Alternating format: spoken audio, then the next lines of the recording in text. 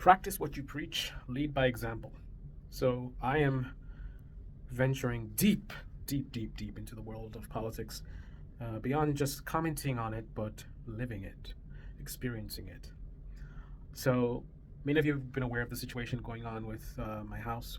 I had two tenants that weren't paying and experiencing the dysfunction of the lack of support from the government, but the you know extreme intrusiveness, right? Blocking my success, putting me in financial harm, financial, physical, emotional harm, putting my family at risk. Um, just absolutely devastating. All of this activity, in the negative, but almost nothing in the positive in terms of support. So, in the last few months, I've entered a new phase, which is, you know, hitting this from a political standpoint. So, I first I approached the mayor probably close to a year ago. He said he was going to call me. He never did. Blew me off. Um, in the last few months, I decided to attend a town hall. I've been trying to do it for a long time, just so busy, all the chaos. But I finally got it done a few months ago. And that was sort of the genesis into where we are now. Speaking before the board in front of my community, um, gaining contacts, right? Whether it be in the government or in the community itself from other homeowners.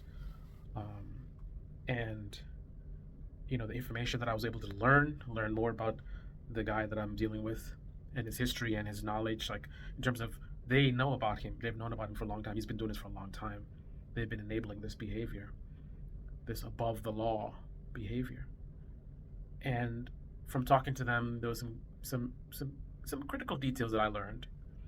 I was able to get some level of assistance with some things I was dealing with, but the assistance was not to fix a problem, not to legislate, not to make things better, not to ensure this doesn't happen again.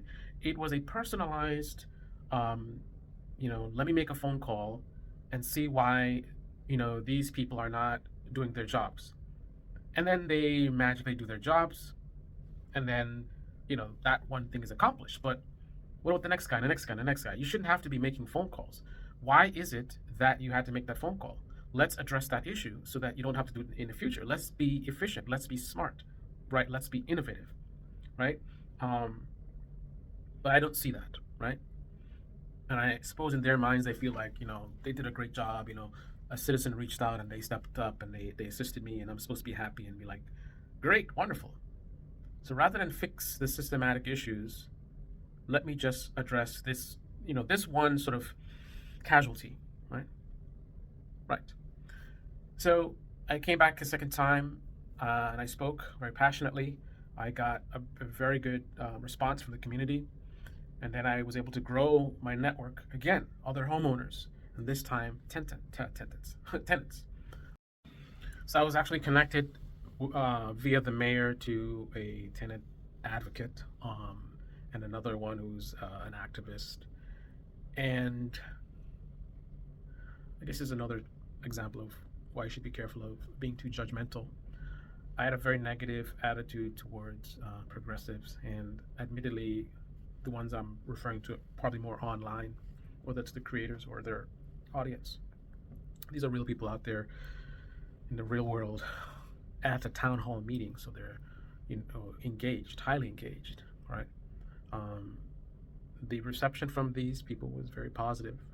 Shockingly, they agree with a lot of the points that I'm making, um, and we are able to communicate and be civil and learn from each other and hopefully work together. We're actually forming a sort of a group that is going to bridge the gap between landlords and tenants, get rid of the silos, exactly what I do here. I'm doing it in the real world, getting rid of the tribalism, us versus them, each side advocating only for themselves. It's a zero-sum game.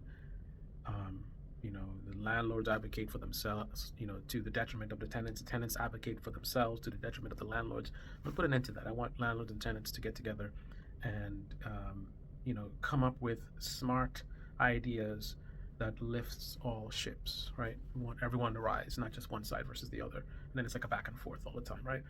So that was great. And then last night was like, wow. We had a very large group that came out that was speaking about the housing crisis. And I spoke, and the feedback I got this time was beyond all the other times. I've been generally getting good feedback, but this time it was really, really. A lot of people approached me, came up to me, thanked me for what I said, and you know, got a lot of positive comments. Um, People gave me their contact information. They wanted to collaborate and things like that, whether it's homeowners or tenants alike. And I think that was a pretty good accomplishment because, this community is very, very challenged.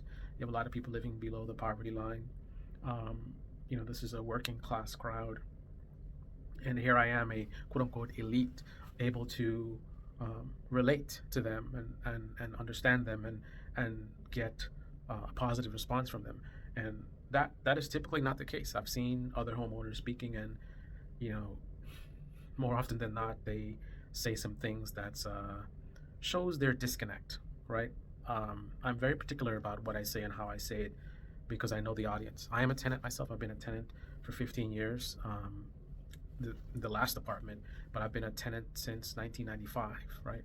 Um, I come from poverty, so I understand, for the most part, their perspectives, and I take that into account when I'm speaking.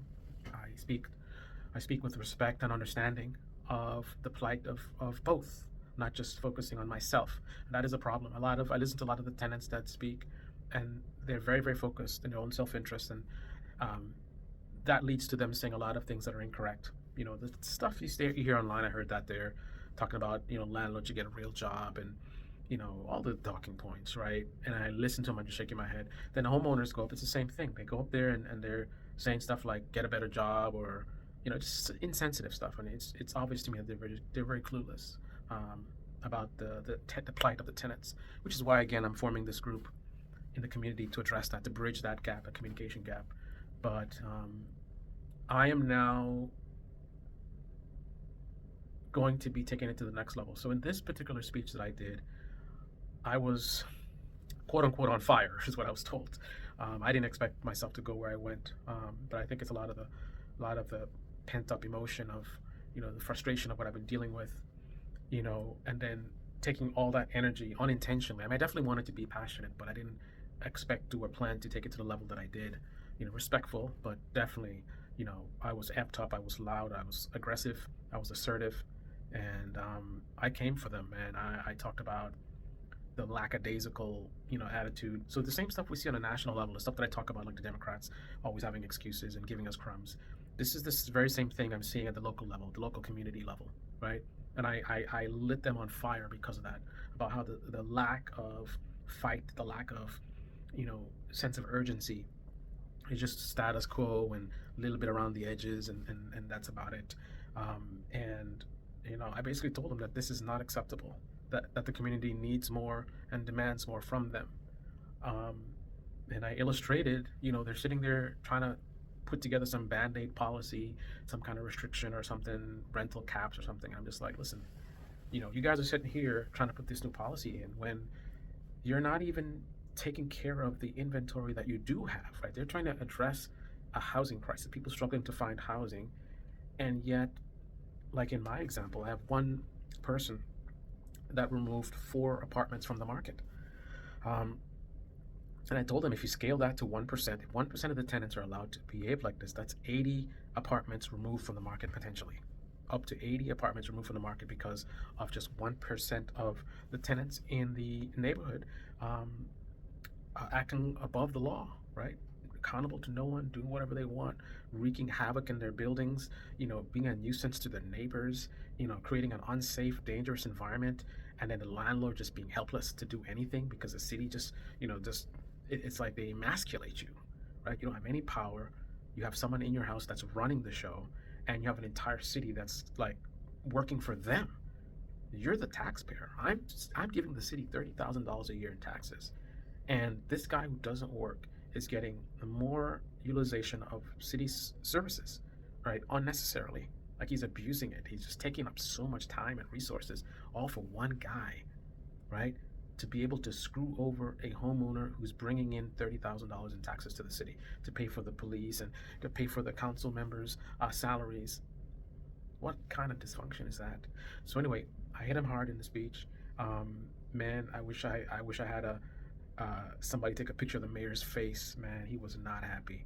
Um, he was not happy. You could see he was very uncomfortable. He was grimacing, and he had to sit there and just listen to me just rip into all of them. I didn't make it personal. I wasn't calling names. I didn't say you mayor. Da, da, da. I mean, that might come, but I didn't do that this time.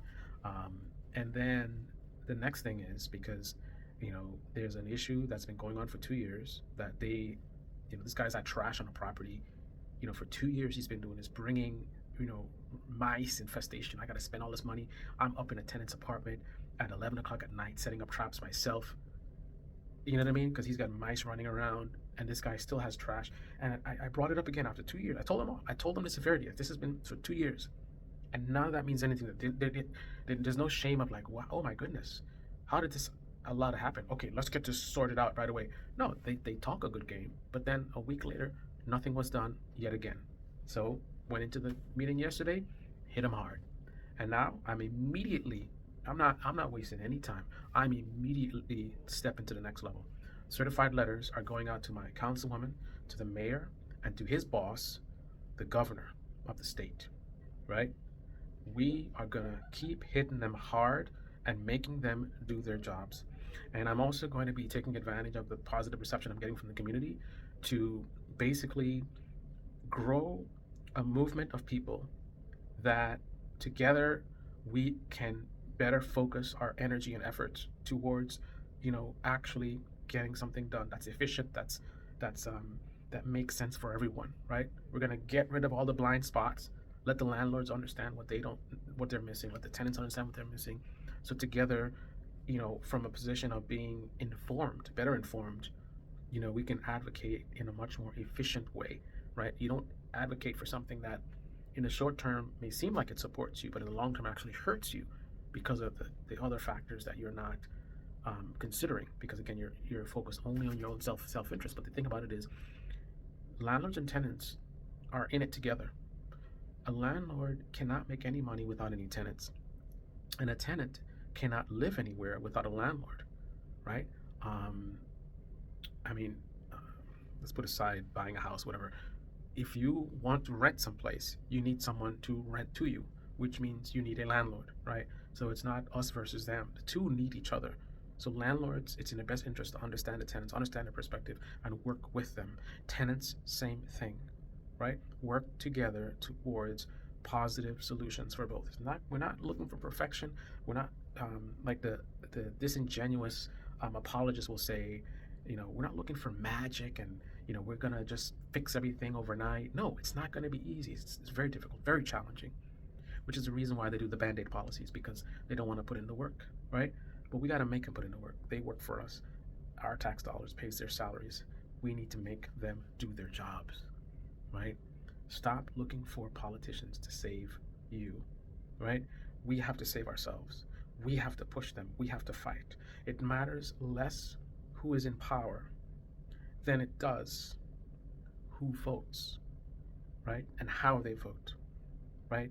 We the people matter the most. Our actions, our conduct, our advocacy matters the most, not who's in power.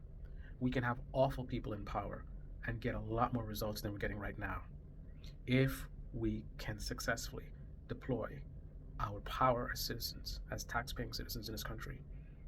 If we truly use our power and light a fire on these politicians and let them know that if they don't deliver, we're going to get rid of them, we can get a lot, even with awful people, right? Because you put them in a situation where you could be awful, average, whatever, it doesn't matter. Whoever you are, if we put you in a position where if you don't deliver, we're getting rid of you, you got two choices.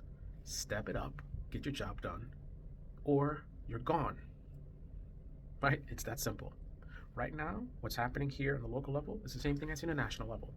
Many of these people on the board just got reelected after years of failure, after years of, just a little bit here, a little bit there, lack of urgency.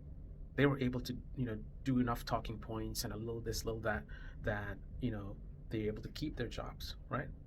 So doing the bare minimum is enough to keep you in power. So why would you ever do more than that? Think about it.